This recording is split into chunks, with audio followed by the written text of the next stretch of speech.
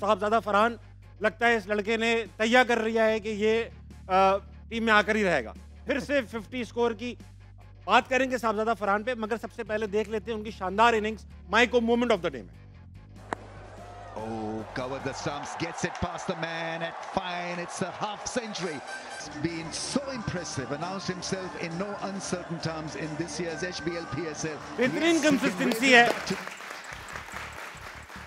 अपना अहमद भाई। साहबजादा फरहान, अब जैसे हसन नवाज की इनिंग्स थी न्यूजीलैंड में, 2 के सेंचुरी थी, मगर काफी कुछ लोगों ने कहा भी कि भाई टेक्निकली इतनी स्ट्रांग नहीं थी। साहबजादा फरहान में आपको कोई इस तरह का फॉल्ट नजर तो नहीं आ रहा? नहीं, अभी तक तो बहुत ज़बरदस्त पोजीशंस में आ रहे हैं, बड़ी अच्छी बेस बना रहे हैं और देखिए पूरे बॉल को मार रहे हैं। हाँ। वो तो सब कर रहे हैं। इनकी इनिंग की क्वालिटी ये है कि वो अच्छे बॉल को भी मारें। फॉर एग्जांपल जिस तरह यही ब्रेसवेल है जो हमारा प्रीमियर बैट्समैन है बाबर आजम, बड़ी मुश्किल होती है इसके अगेंस्ट उनको खेलने में।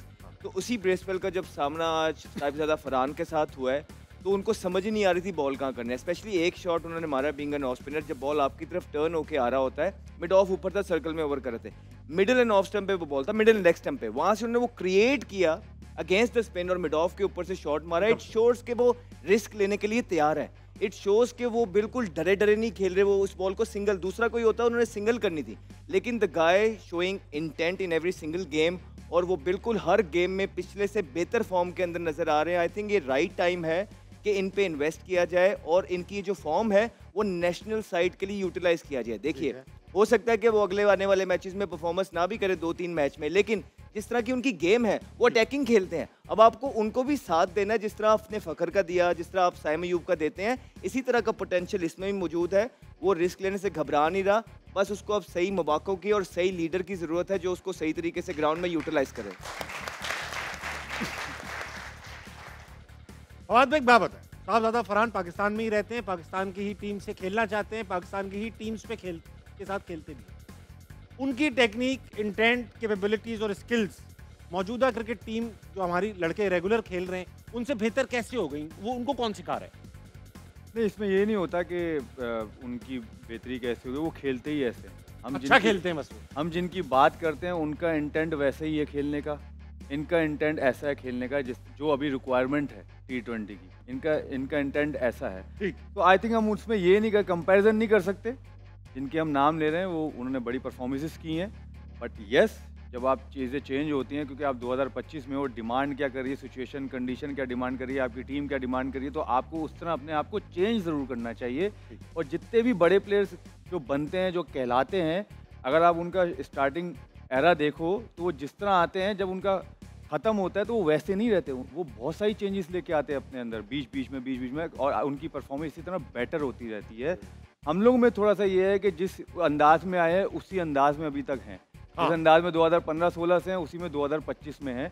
तो जहाँ तक आप साहिबजादा फरहान की बात कर रहे हो तो लास्ट ईयर 2-4 साल बहुत खेला है, वो परफॉर्मेंस भी दिया उसने। इवन 4 में बड़ी परफॉर्मेंस क्योंकि 4 की परफॉर्मेंस इतनी हाईलाइट नहीं होती, इसलिए आपको पता नहीं चला। उसकी 4 में भी परफॉर्मेंस बहुत है, तो टेस्ट मैच के लिए भी वो अवेलेबल है। तो जहाँ तक T20 की बात है वो एक्स्ट्रॉर्डनरी फॉर्म में।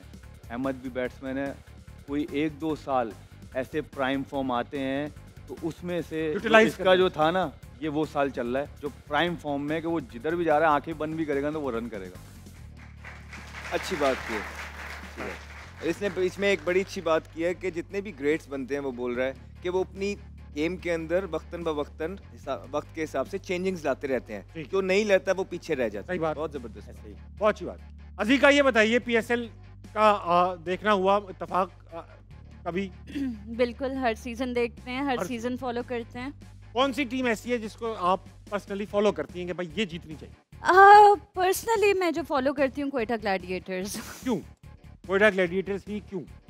कंसिस्टेंटली उन्होंने मुझे बड़ा दिल दुखाया है, डिसअपॉइंट किया है, बट स्टिल पर्सनली मैं उनको करूंगी सपोर्ट। भाई क्यों नहीं पूछ रहे हैं इस वक्त। कोयटा जन्नत का टोटा। कोयटा में ऐसा क्या है जो पेशावर ज़ल्मी में नहीं?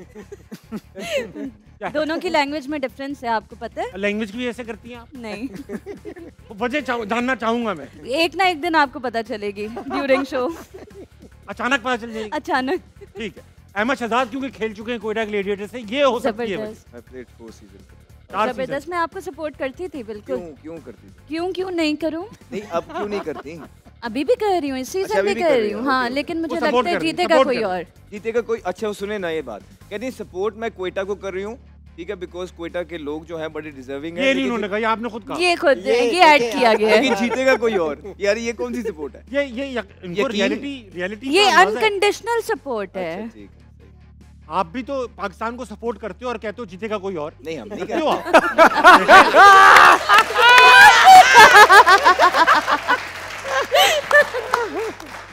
गुड। आप कुएं से चाय पी रहे हो, इतनी देर हो चुकी, खत्म नहीं हो रही चाय। अब हो जाएगी, तूने heads up दे दिया ना। अच्छा भाई एक बात बताएं, दोनों से सवाल है क्रिकेट के ऊपर ही, शादाब के ऊपर सवाल करूंगा। पिछले मैच में तो लेट आए क्योंकि लड़के आ रहे थे, हिटर आ रहे थे, हिटिंग कर रहे थे। आज 2 नंबर पे आ गए, सेकंड डाउन आ गए, सॉरी सेकंड डाउन आ गए। शादाब की फॉर्म नहीं लगी हुई, उन्हें भी पता है, सबको पता है। सेकंड नंबर पे अपने आप को चैलेंज करने आए थे या स्ट्रेटेजिक डिसीजन? नहीं, मैं जितना भी वो परफॉर्मेंस कर लें, लेकिन मुझे एज अ कैप्टन अगर पाकिस्तान टीम की तरफ देखी जाए तो उनकी बॉलिंग की जरूरत, और उनकी इधर इस्लामाबाद यूनाइटेड के अंदर भी इतनी बैटिंग डेप्थ मौजूद है कि उनको जो है ना ये नंबर नहीं बनता। फिर आप कहते हैं कि पाकिस्तान टीम के पास प्लेयर नहीं आ रहे। यार अगर हैदर अली आपके पास है तो उसको पूरे मौके तो दो, वो पिंच हिटर नहीं है। अच्छा खेले आज। फादी कल क्या बात कर रहा था? फादी कह रहा था कि जो जिस तरह का प्लेयर है, जिस जगह का प्लेयर है, उसको वहाँ मौका दिया जाए जहाँ वो डोमेस्टिक के अंदर रन्स करता है।